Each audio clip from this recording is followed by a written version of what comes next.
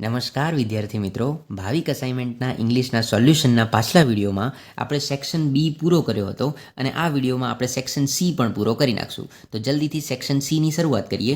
Section સીમાં સૌથી પહેલો પ્રશ્ન આપેલો છે તમને, turn the conversation into indirect speech. મતલબ કે તમને ડાયરેક્ટમાં આપેલું છે અને તમારે ઇનડાયરેક્ટમાં ફેરવવાનું છે. તો સૌથી પહેલા પ્રશ્નનો આપણે જવાબ જોઈ લઈએ.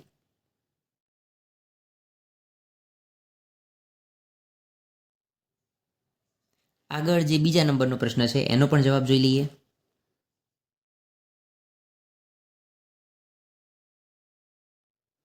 આગળ ત્રીજા પ્રશ્નમાં અનિલ અને સુનિલ વચ્ચે જે વાત થાય છે એનો પણ આપણે જવાબ જોઈ લઈએ.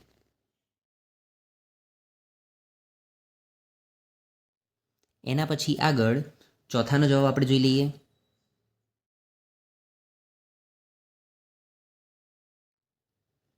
અને છેલ્લા નંબરનો પ્રશ્ન છે 5મા નંબરનો, એનો પણ જવાબ જોઈ લઈએ.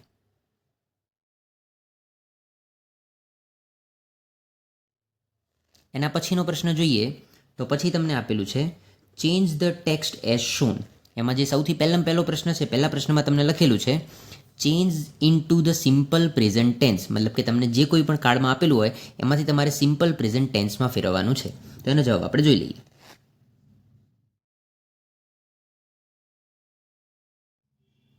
આગળ બીજા નંબરનો પ્રશ્ન જોઈએ તો બીજા નંબરમાં પ્રશ્નમાં તમને લખેલું છે change into singular form. Singular એટલે કે એક વચનમાં અને આપેલું છે તમને બહુવચનમાં. તો બહુવચનનું તમારે એક વચનમાં ફેરવવાનું છે.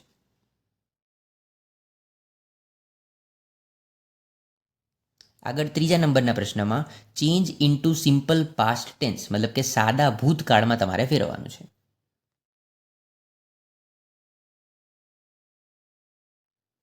આગળનો પ્રશ્ન જોઈએ, પ્રશ્ન નંબર 4. પ્રશ્ન નંબર 4માં લખેલું છે use we in place of she. મતલબ કે જ્યાં શી આપેલું છે ત્યાં તમારે વી યુઝ કરવાનું છે.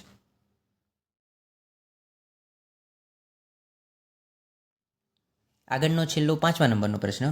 5મા નંબરના પ્રશ્નમાં તમને આપેલું છે ચેન્જ ધ જેન્ડર, મતલબ કે જાતિ તમારે બદલવાની છે. તો એનો જવાબ પણ આપણે જોઈ લઈએ.